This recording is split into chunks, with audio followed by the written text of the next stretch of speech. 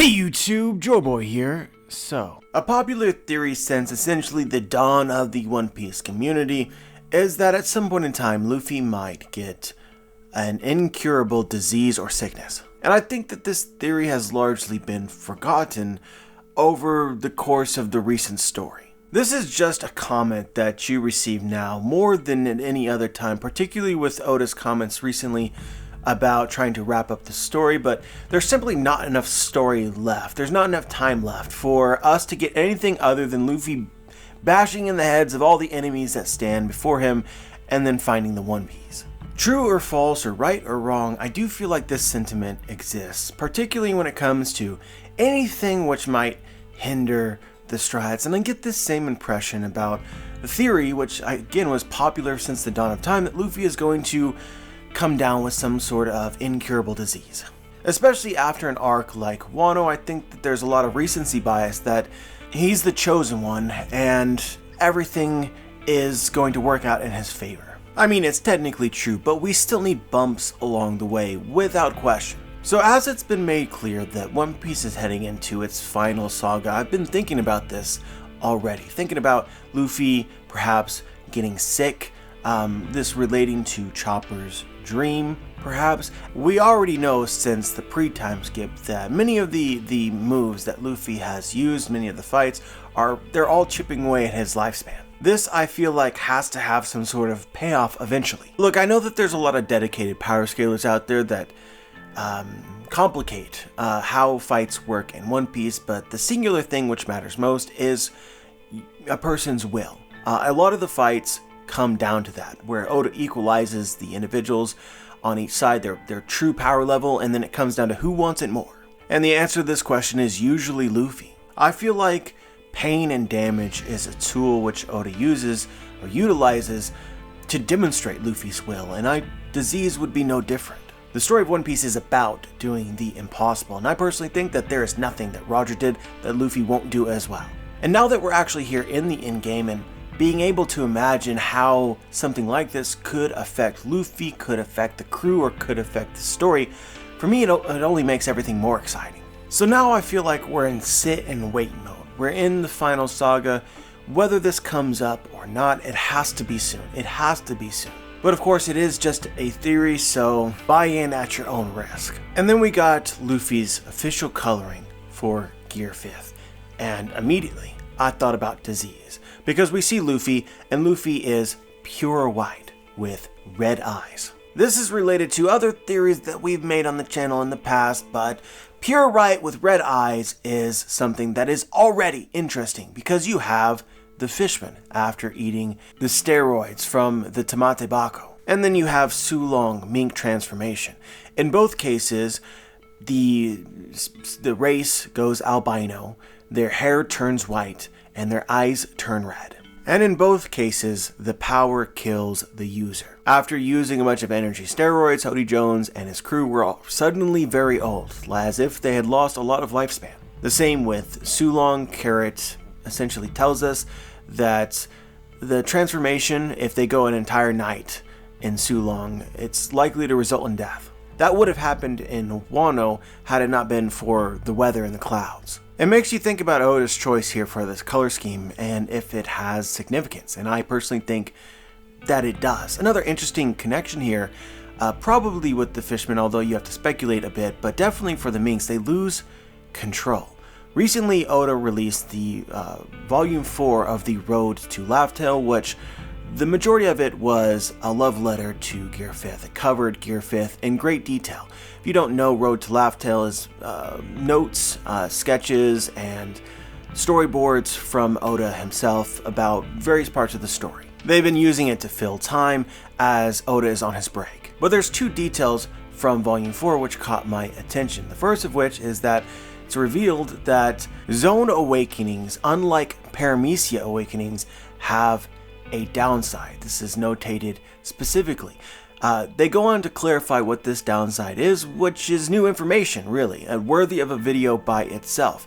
We see with the jailers in Impel Down, that was the first confirmed awakened zones in the story, and we see them, they look kind of derpy, and they don't look impressive at all. And the reason for this is because they've been consumed by their awakening. They've become the animal. Apparently that is a trap of Zone Awakenings. This is something that we actually discussed in great detail around the time that Gear 5th was introduced. A question that I had is Luffy himself, as he goes awakening, as he goes Gear 5th, or is he being consumed by the Devil Fruit? Because he acts, for the most part, out of character. I mean, Luffy is a very fun-loving, happy-go-lucky guy, but there was this like serious tension for a long time during the fight. He awakens and then he just can't stop laughing constantly, and we know that this relates directly to his mythical zone fruit. The reason that we discuss this is because we want Luffy to be Luffy. Smiling and laughing is all good, but do it as himself and not because the fruit is controlling him. This becomes an even more interesting discussion once it's specifically notated that Zone Awakenings have a risk, a downside, like this is not a good thing. Which is exactly what I wanted. I like that threat being there of Luffy being consumed by his fruit, but I don't want that to be like the right thing to occur. But the other detail which really stuck out to me is you have all these drawings of Gear 5th, sketches showing what it's going to be like, the various expressions and powers that Luffy's going to show, but this is almost treated as an aside. You have one of these, and Luffy's coloring is specifically notated. It says pure white. And the discussion box highlights this detail in a very strange way, where it speculates or perhaps reveals that Luffy's coloring has been something that has been determined for a very long time, as if the coloring is important. I wasn't sure if I was going to talk about this or not, and I was working on a video about the D will bring a storm, rereading Dressrosa, and I came across Law's and Doflamingo's flashback, and a detail stuck out to me. So we have this discussion about Fleavance, the island that Law was from. Baby 5 asks, what is the white town he talks about? And Gladius clarifies, that's what people called the Kingdom of Fleavance. It was a very wealthy country with pure white soil and plants, like some kind of snow kingdom in a fairy tale. They said it had an unearthly beauty about it. Eventually they discovered a type of metal in the country bedrock called white lead. That was the source of its fantastic beauty. They used that white lead to fashion tablewares, dyes, sweeteners, cosmetics, even weapons. The high quality of these white lead products drew attention from all over the world, and that propelled Fleavance into a booming center of industry. Even the world government got into the trade, ferrying around their products. Their white lead was a bottomless well of money. But of course, Fleavance no longer exists, and the reason is because white lead was poisonous. And the way that it was poisonous is also very interesting, because it is a progressive poison, one that is inherited over time, such that the grandparents who got sick at the same time as their children, got sick at the same time as their grandchildren. The lifespan of each successive generation was halved. And I'm just over here like, wait, hold on, wait a minute.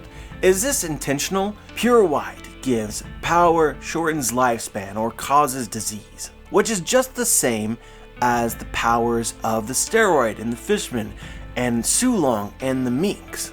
I expect that people are going to hash out the differences in the comment section. For instance, it's not stated that the minks lose lifespan when they go Sulong.